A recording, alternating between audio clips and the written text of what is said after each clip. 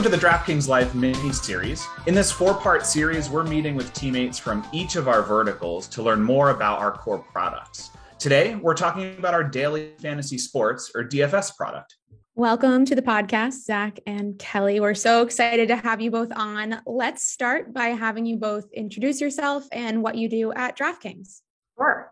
I am Kelly McSweeney. I'm a director of CRM on the DFS vertical. My name is Zach Mabry. I'm Senior Director of Engineering, also on the DFS vertical.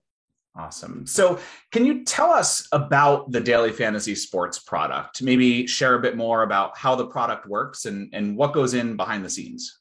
Sure. So the DFS product is Daily Fantasy Sports. It was DraftKings' very first product way back in the day. And it's essentially a way to play fantasy sports on a daily level. So you go into the lobby, we have multiple sports, anything you can think of on any given day. You can draft a lineup of athletes who are each assigned a salary. You have a salary cap that you have to stay within, and then you compete against either the public or your friends for a share of a prize pool. There are ways now to also play season long, to draft different ways, but essentially you're competing for big prizes within your favorite sports. And having a lot of fun while doing it.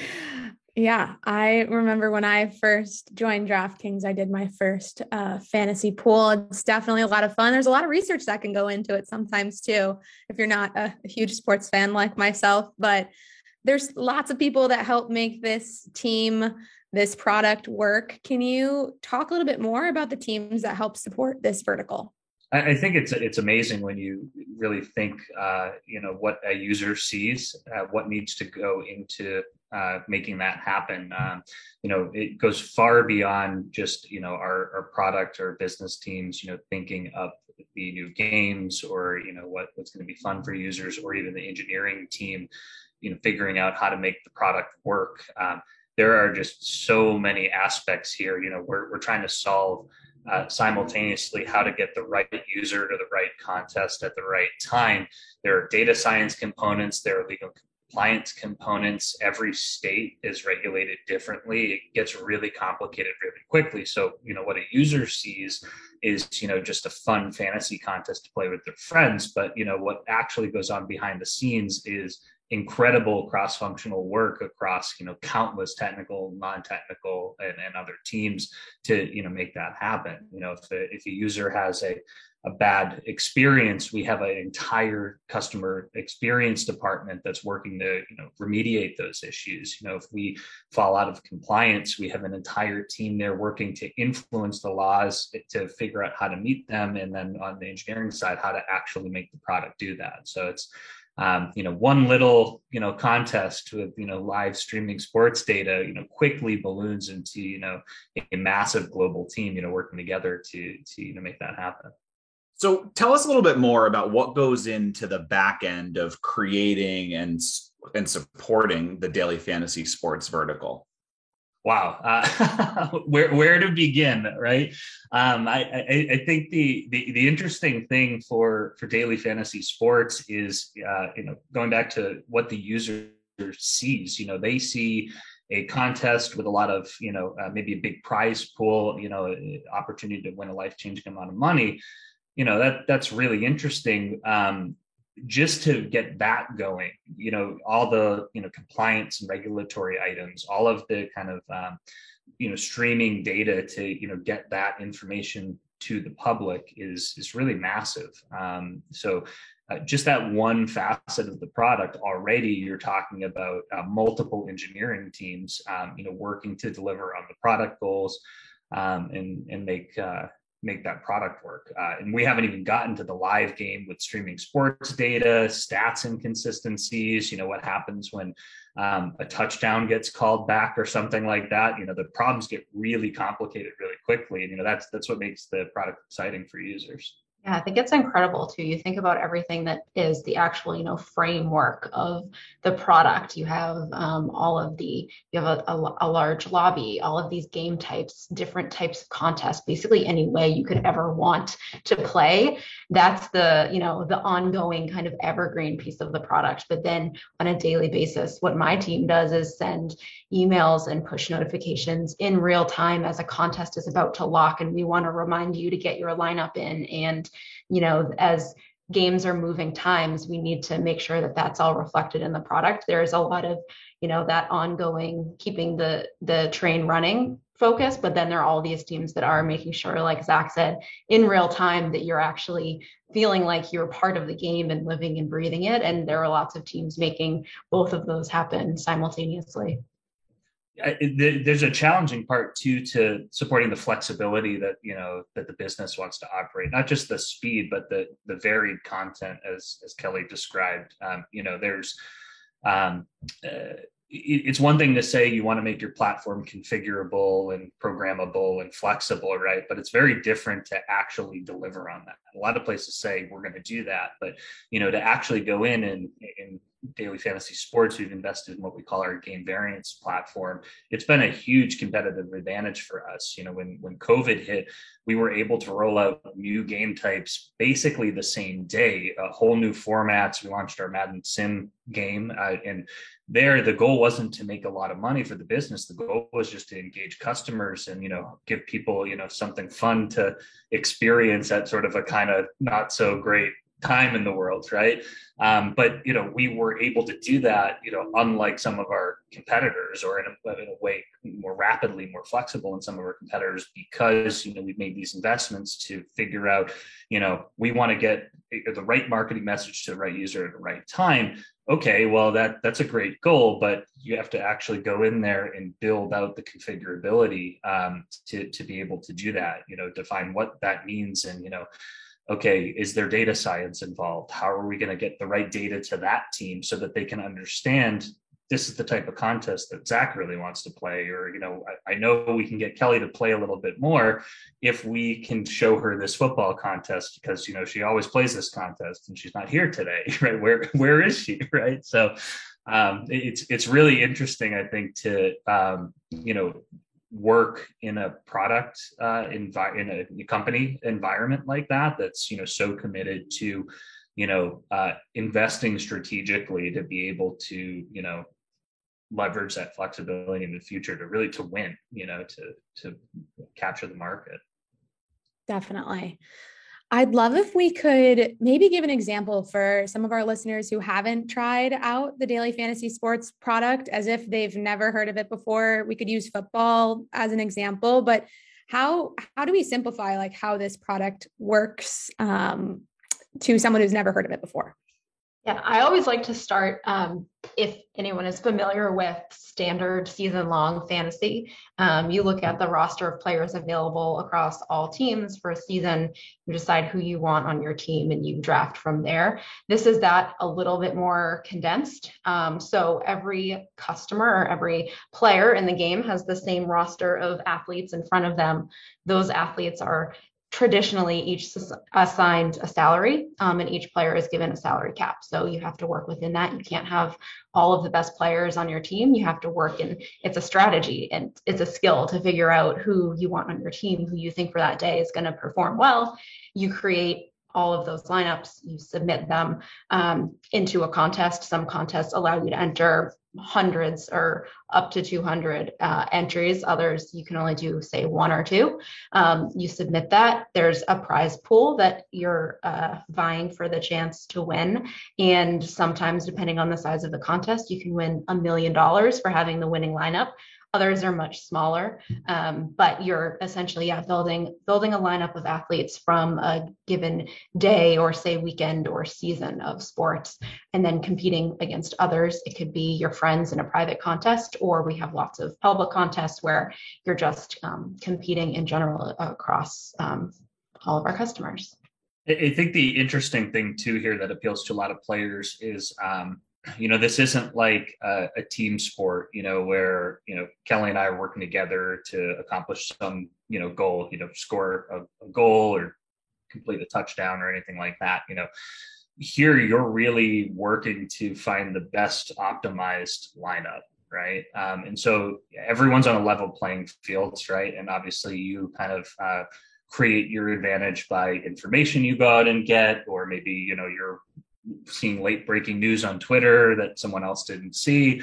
You're changing your lineup accordingly, or you think someone's going to have a really big day. At the end of the day, you're competing against other people for a big pool of money, but, you can really own your own destiny in terms of picking any player you want, within obviously the rules of the game, to try and maximize your score. So I think for a lot of people who like to solve puzzles or sort of are really, interested in kind of analytics and stuff like that, even casually, not, they don't need to be super, super players. They can just play one lineup and that's all it takes to win $1 million, or the top prize. So I think that really appeals to people. You are sort of playing against each other for a pool of prizes, but, you're really just competing against yourself, you're trying to optimize your score and get the best lineup. There's definitely a lot of strategy behind it, it sounds like.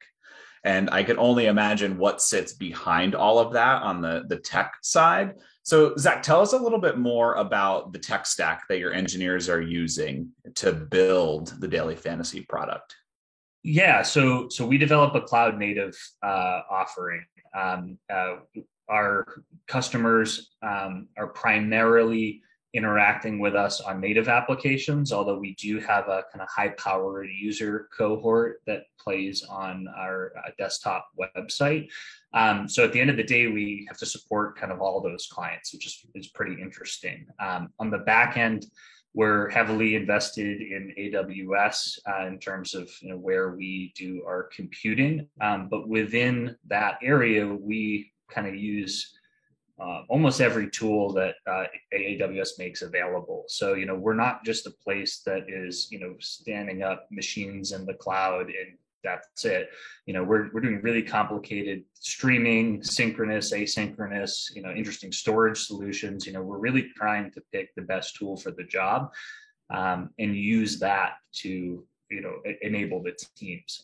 Our individual teams kind of function as sort of autonomous units. We're really trying to empower them to own their own destiny. So we're not the kind of place that only uses one type of technology. And if you don't want to use that, you're going to run into headwinds. We're really trying to empower the teams, pick the right tool for the job, and you're going to own it. So if you pick a tool that no one really understands, you're going to have to become the expert, which I think engineers, really like, but also, can be challenging at times. And so I think the fact that, we have a pretty democratic process there and are pretty open-minded, gives teams the right autonomy to pick the right tools, to develop expertise in them, become the subject matter experts, and then ultimately kind of own the solution, and really drive towards a high quality technical output.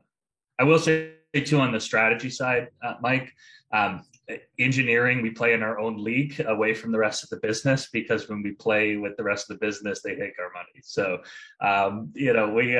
strategy is a critical component of, success in playing these contests. So much so that sometimes, if we play with like-minded or like-skilled individuals. Yeah. To clarify there, we can play internally at DraftKings, which is kind of cool. So to compete against people on other teams, I don't do it too often, but if I ever do, it's like a random lineup. I actually won last year before the Super Bowl. I don't know how. I think I Googled it, but I know we're meeting with folks from across the business to talk about all the different verticals at DraftKings. So tell us, what makes Daily Fantasy different from some of the other verticals in terms of the technology, in terms of the teams, really anything that makes this vertical unique? I think what makes it unique is for the customer, at least, is there is that sense of there's some competition. There's definitely the skill and the strategy that I think draws most people in and does make it fun to compete. There's, you can play with your friends if you just want to play privately. It's something that can be very social, that you play within just your network, that is a little bit different than, say, casino or sports book. And that's really what sets it apart. And I think what also makes it fun to work on is the customers and all the fun that they're having. And on the marketing side, for me, being able to, talk about that to them in our marketing messages, trying to get people engaged. It really sets it apart and makes it a fun product. I think what's interesting on the engineering side for daily fantasy sports, it's definitely unique, is we have really interesting scale patterns and customer kind of usage. So hypothetically, if we run a really big contest, and let's say we're giving away many more prizes than we have entries for, we'll get this sort of run on the site where, coming up to the contest locking, going live, we'll get a lot of traffic, right? Similarly, we see this in the live experience. So coming up to a contest log, it's almost like if what I would imagine would happen if Amazon sent out a message saying like, hey, here's this awesome item, you can get 50% off. You get a massive influx of people coming in to buy this product. And the site goes from very few people to hundreds of thousands of people, like at the same second, right? It happens pretty often for like our marketing pushes. We have a commercial during the Super Bowl. The site gets, a massive spike, right after that, of people registering, entering contests. And, we have to be able to go from basically 0 to 100, like in an instant. We also see that sort of same phenomenon in the live part of the product, which is also really interesting in a different sort of problem. So we call this a Gronk spike. Back in 2015, when we were really trying to solve this problem, Rob Gronkowski was one of the most popular players in the league, scoring a ton of points, very popular, and so therefore heavily drafted in a lot of lineups. And what we would see is when a big play would happen, most often it was happening with Gronk, which is why we named it that, we get an influx of users to the site at virtually the same time. So you'd have, hundreds of thousands of people going, awesome, huge touchdown, super excited. How much money am I winning? Everyone's coming at the same time, asking, sort of the same question. And we have to be able to, once again, go from, 0 to 100 to answer that. And otherwise, we have a lot of dissatisfied customers. They're not getting their score updates. They don't know how much money they're winning.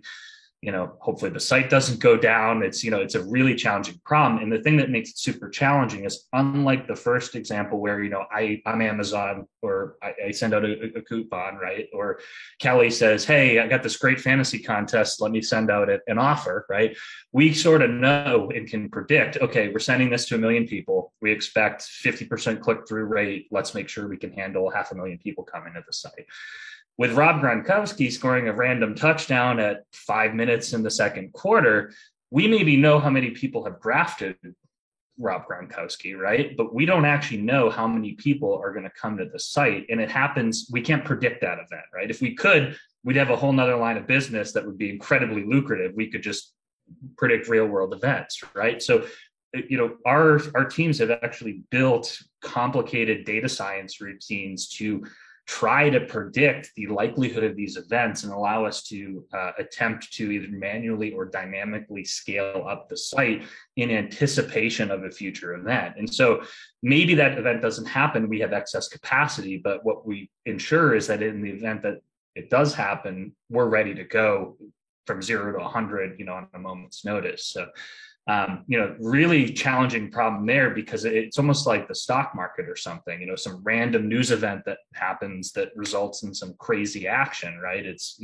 very unpredictable and can lead to sort of a massive influx of traffic on the site. So those are the kind of engineering problems that are definitely unique to DFS that, we need to solve, to make the product work. To close out the podcast, what do you both like about working on the daily fantasy sports teams verticals? I think what I like the most is that we've been around for a while now, but there are still so many new things that we are coming up with, new product features, new game types, even new sports are being added all the time. And it keeps it interesting and keeps it exciting. The team that we work with is just fantastic. So I think being part of this team to bring all of these things to life, all the way from the brainstorm of what crazy thing can we do next and how do we stay ahead of the competition, all the way through to what does this look like in a TV ad and how do we market it to customers, is, every step of the way we're working together across so many different teams. And it's exciting. It's always changing. It's never the same thing and on any given day. So it stays interesting. It's a lot of fun. Yeah, I would definitely agree. I think that the team sort of makes things awesome. And I would say too, working on a product that so many people are using, there's a high stakes pressure to that, but also, that's really exciting and invigorating to know, the stuff that I'm working on is going to be seen by so many people, is going to have an impact on their lives, hopefully positive, and is, gonna, be something that you can see and sort of see out in the real world is interesting. There's a lot of places that people work where, they're doing important stuff, but it's very behind the scenes. They're working in service to another business or something like that. And, here sort of like turn on ESPN and see a DraftKings ad. And it's like, wow, okay, those are the stakes we're dealing with. It's exciting, I think, for the teams, for, seeing the product out in the real world and knowing, so many people have it in their hands and are using it every day. Thank you both so much for being on today and talking more about your vertical. And thanks to all of our listeners as well. Be sure to follow us on social media at DraftKings Life, except for LinkedIn, where we are simply DraftKings.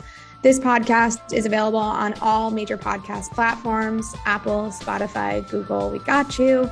Be sure to download, listen, and even throw us a 5-star rating. Until next time, be safe, be kind, and take care.